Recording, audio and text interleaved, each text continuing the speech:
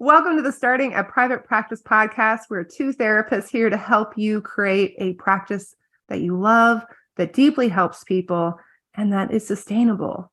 I'm your host, Kelly Higdon. And Miranda Palmer.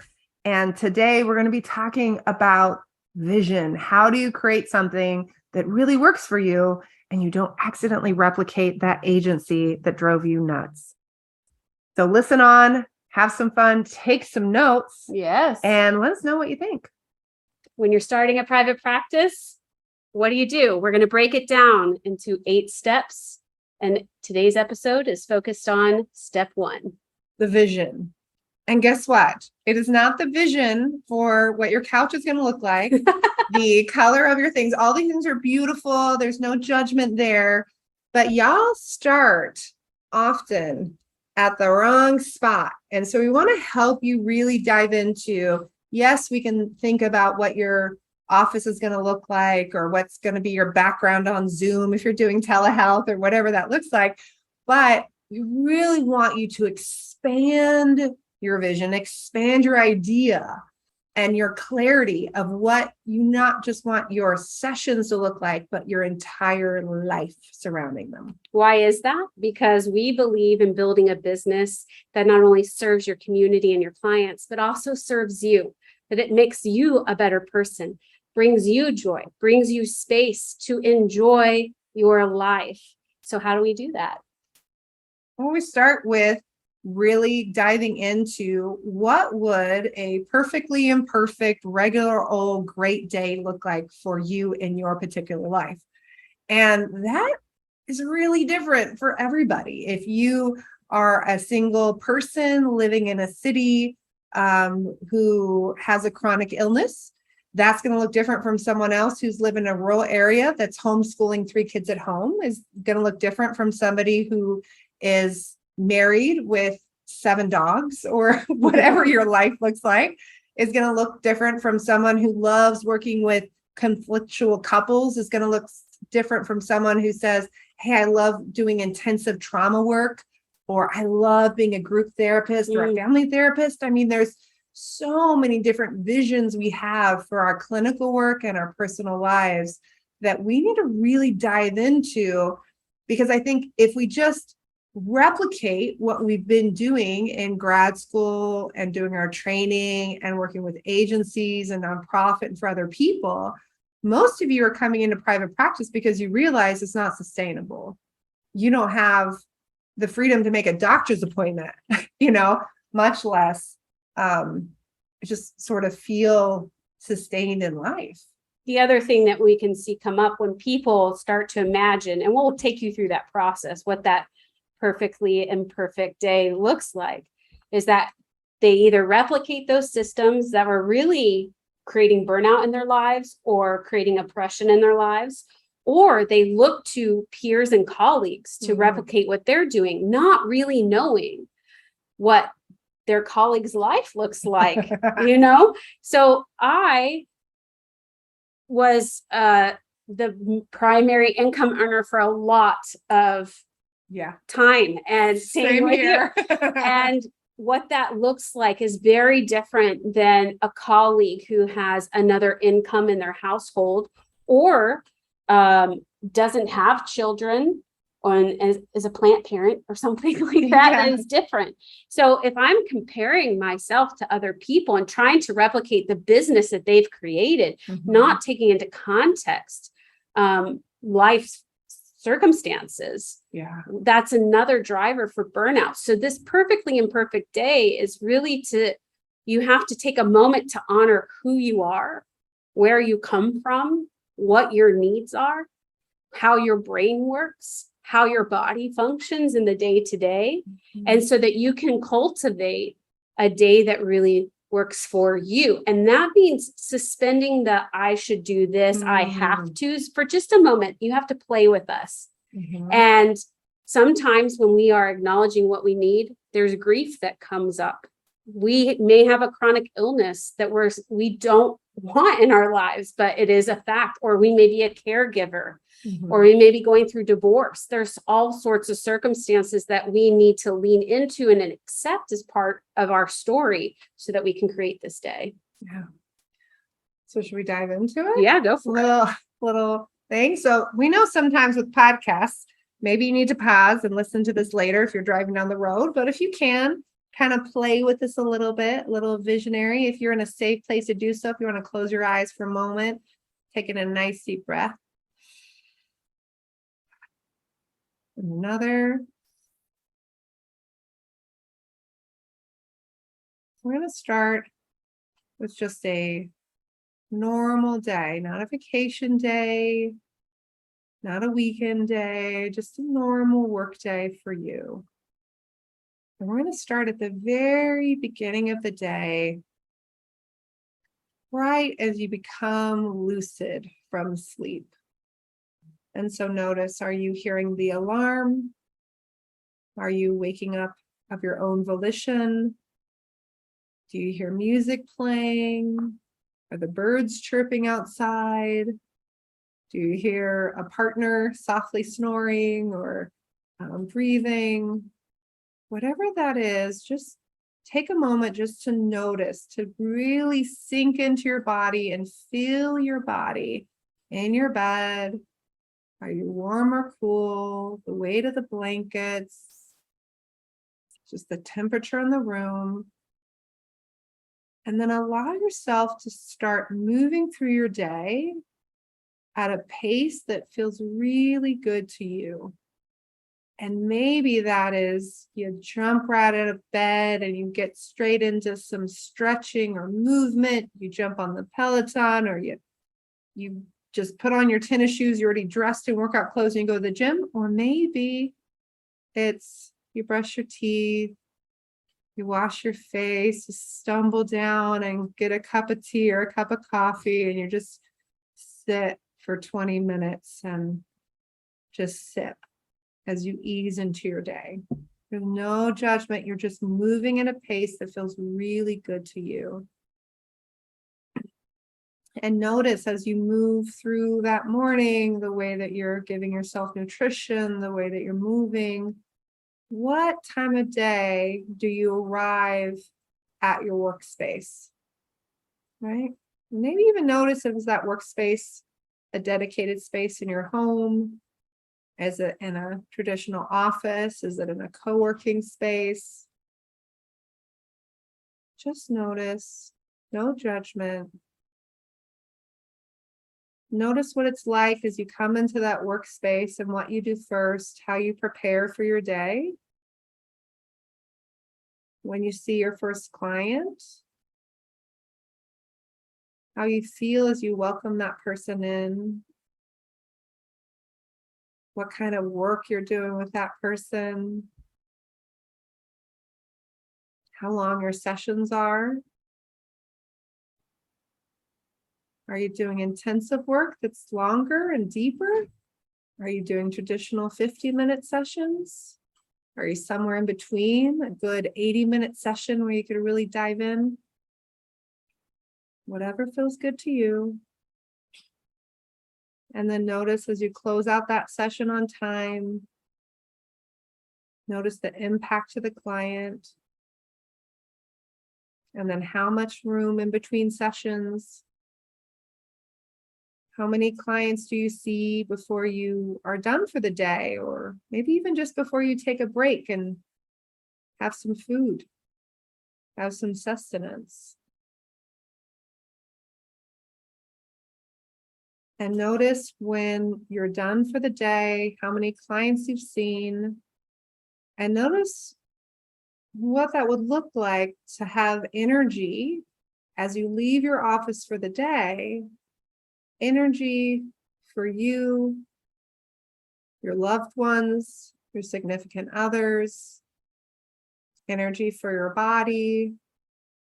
What would that look like to have space to prepare a meal or have a coffee with a friend or whatever that looks like?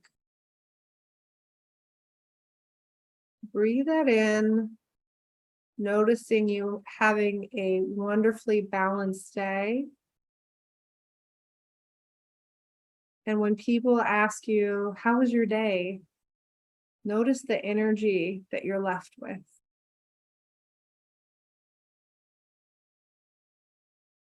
Breathe that in.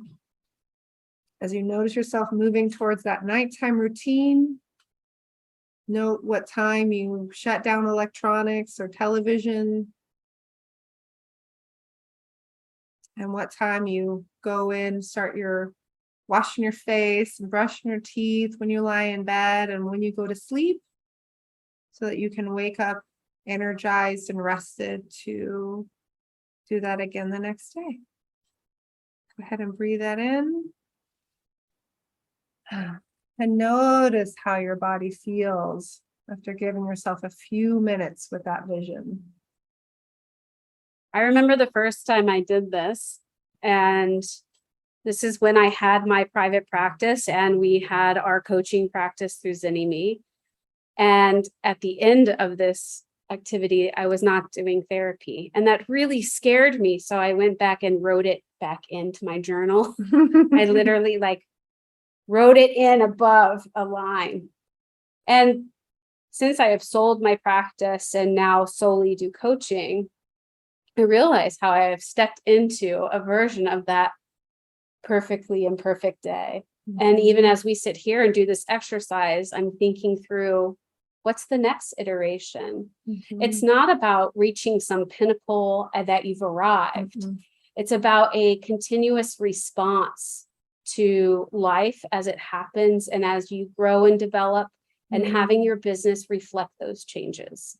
My perfect day definitely looked different when I was married and when I had a young child. Yes. And now that I've done that over the years and gone through divorce and I have a high schooler, it continues to shift, and I get excited about future iterations as well, going through that process. And I think this perfect day is such an important aspect of really starting with your life as the driver, as opposed to what we were taught to do, which, I went to school full time and I worked full time for years and years. And then when I got done going to school full time, then I worked several jobs to move it through and to, take care of my former spouse and what have you.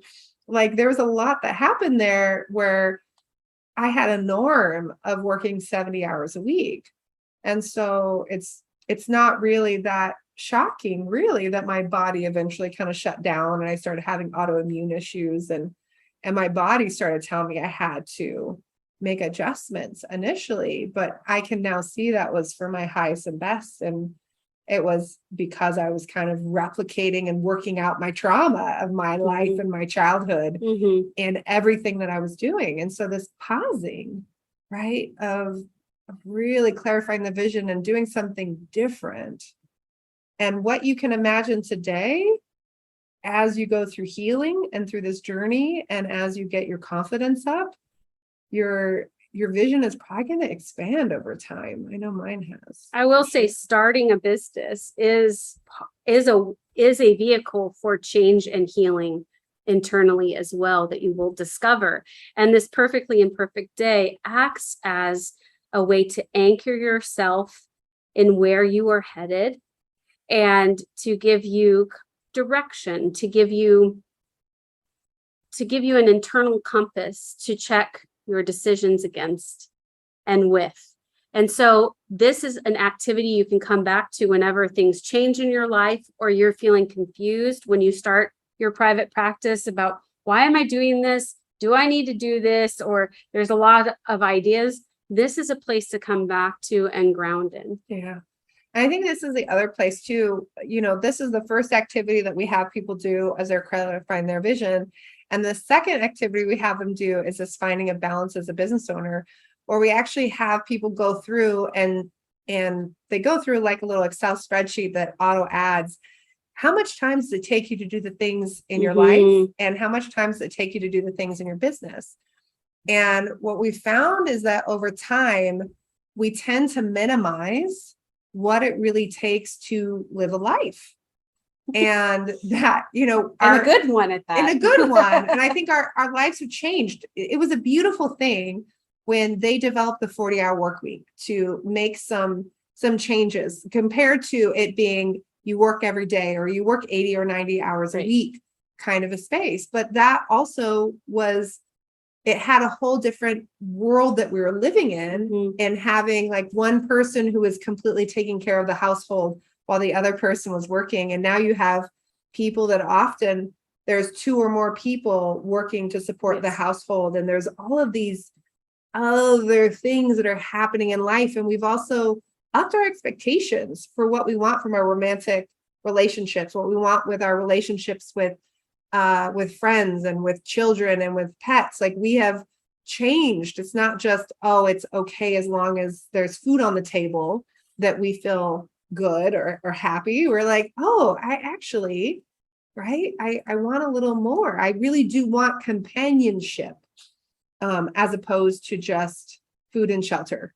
Yeah, this is Right? moving beyond survival and into, a bit more of the thriving and what does a full, complete life look like? And if you break down the time, sometimes we have our clients realize, no wonder I'm exhausted. I wasn't thinking about how much time it really takes to connect with the people I want to connect with and do all the things. And so Mm. really looking at your hours in a day.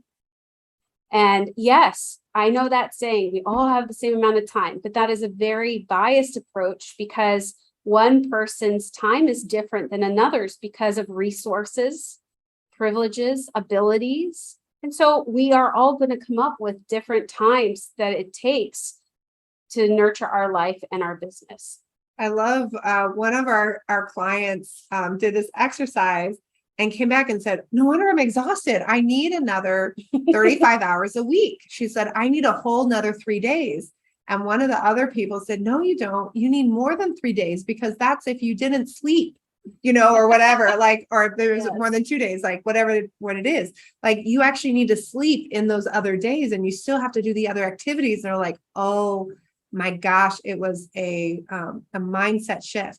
So as you're creating this vision, really sit down and make sure there's time for going to the bathroom, drinking water. I mean, do you remember? I remember like I had scheduled every moment. Like I'm drinking water while I'm going to the bathroom because that's like I got like 3 minutes, like everybody's got to go at the time that it happens. Like there was no time. Mhm. So I think that piece of really settling down in that is really important in your vision because it's not just going to all magically happen and be in flow often because we have our stuff, which is our next place, right? Well, and I will say too, if you compare this balance to the perfect day, you will notice that there are some things that probably didn't show up in your perfect day, like admin work or returning phone calls. And so we want to have that flow and also check it with reality. And then from there, you make sure that you are operating from a place of positivity and that you know your own strengths. Yeah. So that you can build a business that works for you. Too often, because people compare or they take advice from others, they're putting on outfits, clothing that wasn't made for them. Mhm. And it's not, we want you to put on this business and wear it because it's perfectly fitted to you. Yeah. I think it's the other place too that's really hard is that we start to develop this vision. We start to say like, oh, I'd really like to be like this. And then this imposter syndrome kicks up of like, well, wait, like I've never had that before. I don't see anyone else that has it, right? We're the worst paid master's degree out there as a whole, as mental health professionals. Like, what does that really look like? And even when you talk with a lot of therapists and you say, hey, what are you really good at? Tell me what's unique about you as a therapist. Most people are kind of like blank, or they say, well, I'm really empathetic or I'm really caring. I hold space. I hold space, but there's no like real like oomph to it. And so to really understand who you are as a therapist, what is really great about you right here and right now. And then I think that just energizes you to even lean farther into that as well. So one of the activities that we encourage our clients to do is to really seek out affirmations of their strengths. Oftentimes, how you show up again in your business is how you're showing up in life. So we have everyone send out a survey. What are my top 3 strengths that you see within me? Because when we are starting our practice, we can get overwhelmed in the to-do and we lose a sense of who we are. And yet who we are is our biggest asset in starting a practice. It's your biggest asset in clinical outcomes. It's your biggest asset in how you build this business into your life.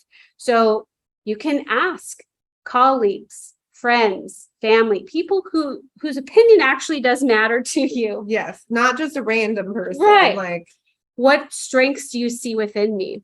We even have people create a Google form to send out. So that way they have it documented and they can come back to it at any time. and we use that in a future step with people in marketing. And so it's a really interesting activity. And the amount of therapists who were brought to tears and who said like, oh my gosh, I just didn't even see myself accurately. And what's funny is that what often happens initially is therapists want to change this activity. They want to say, well, what are my strengths and what do I need to work on? You know, like if it was like, tell me 3 things that I need to work on, therapists are on it. Or if it was to say, hey, I want you to name like 10 things you need to work on clinically, therapists can rattle them off. No problem at all. But if I say, hey, what were 10 things that you're really great at and that honestly you're better at than those people around you. And this isn't about comparison. It's not about putting people down. It's just about like claiming who you actually are. And you just see people shut down and avoid this, but it's really powerful when you do it. And it's usually only in community that people get kind of the energized, you know, the fact that we're like holding them accountable and saying, you got to do this, that they do it. And then they can say, well, we did it because Zenny told us to. It's a vulnerable thing to be seen, but there is an art. Well, there's an importance in that, right? The art of vulnerability, the practice of it will pay off because that is what this journey is. Starting a private practice is being vulnerable. It is being seen. It's standing out and saying, I'm here to help. And so this is one step for you to get your feet wet in the practice of vulnerability. And Kelly said it before, which is that building a business, this will be your biggest self-development project. This is one of the other places we have people from the very beginning start to identify what are your negative beliefs about yourself? What are your negative beliefs about yourself as a business owner, as a therapist? And start working towards what would you really actually like to believe? What do you want to believe is true? And to start to develop that. And it's funny how when therapists go through this and they'll come back and look at it and go, oh, wow, I had some really strong negative beliefs about myself. And it's taken a lot of work to move through them. And I think most of us, we're trying to do this already in therapy, right? We're trying to do this in journaling. We're doing all this other work. And so we have this very good, like cognitive thing of like, cognitively, I know this is true, but like emotionally and in my body, I don't feel like it's true. And it's one thing for your therapist to say like, okay, hey, you can do this, you can shift, you can charge what you need to charge, or you can uphold a boundary with this person or whatever that is. But I think when it's tied to our livelihood, that's when the rubber meets the road and you really start to see it like come to the surface and get really uncomfortable. And so I think it's such a lovely place to let all that icky stuff come up to the surface and work through it and be refined and have this experience of like, oh, wow, like this is a great thing. Like this is a beautiful thing that my business is challenging me in this way. And when I start to get really good at seeing myself more accurately in my business and setting boundaries in my business, that carries over in these other areas of my life. So you'll notice when you do that exercise for the imperfect perfect day, there will be thoughts that come up that, oh, I can't have that yet, or, oh, that's too much, or I'm not good enough, or I need more experience. When you do this activity, write down those things that come up. And when you know some of your strengths, you can pair that to approach those blocks, those beliefs that have been holding you hostage, to approach it with more compassion and more truth about who you are. It is important from day one, as you're establishing your vision, that you also establish a habit of leaning into those beliefs that are getting in the way of you reaching that vision, and using those strengths and knowing what people have to say about you and also what you know true to be about yourself can help. Yeah. And I think the last thing we'll leave you with in this step one, in terms of creating this vision, is do have some strategies in place on how to manage the anxiety that's going to come up, because it is there and it will continue to be there through the entire life of yourself as a business owner. And so developing some strategies of what does that really look like? Is that going for a walk? Is it movement? Is it connecting with community? Is it tapping? Like, we go through several strategies as people go through our business school to have people try things on for size to see what feels good for them. But know that you're going to need that in your back pocket. The fact that you feel anxiety or fear or that you shut down, this does not mean you're not able to be a business owner. There's nothing wrong with you. You're no. really normal. We all do. We all do. So just know that that's okay. And that is not necessarily a sign that like you're out of alignment. This is the perfect day is about tapping into intuition and into truth. And when we can start to understand the difference between fear and panic that's not based in truth versus like intuition and like solid and truth, I think that can really help us to go like, oh, I do need to pivot, or like, no, I'm right. It's just scary. I don't need to pivot. I'm right where I need to be. So if you are here and you're starting a private practice, one thing I want you to take away as you do this perfect day is that you are deserving of a practice that is uniquely yours and reflective of who you are. And as you show up as who you are in this world, that is so good, not only for you and your legacy, but also for your clients, because clients need to see people like them who are successful and doing what they are called to do in this work.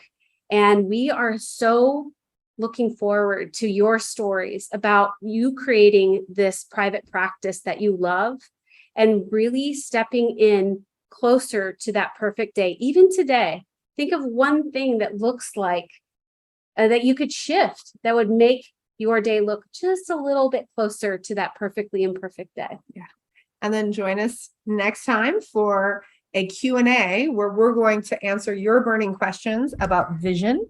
And we'll be diving deep into the most common questions we get asked and some that were submitted by some of our community and some that knew this podcast is coming out. So we're going to be diving in next week. And then in episode 3, we're going to take you behind the curtain for a coaching session on someone who's feeling stuck in their vision and how they move forward it. Thanks for joining us for this episode of Starting a Counseling Practice. We would love to hear what your takeaways are. You can go and check that out and review us wherever you listen to podcasts. And if you need more help and support, we've got you. Check out our business school for therapists. Go to zynnyme.com/pod. We've got special freebies and other information there for you. So go and check it out. You do not have to build a practice alone. You can do this with a community and support that'll help you get there in the best way for you. All right. See you next week.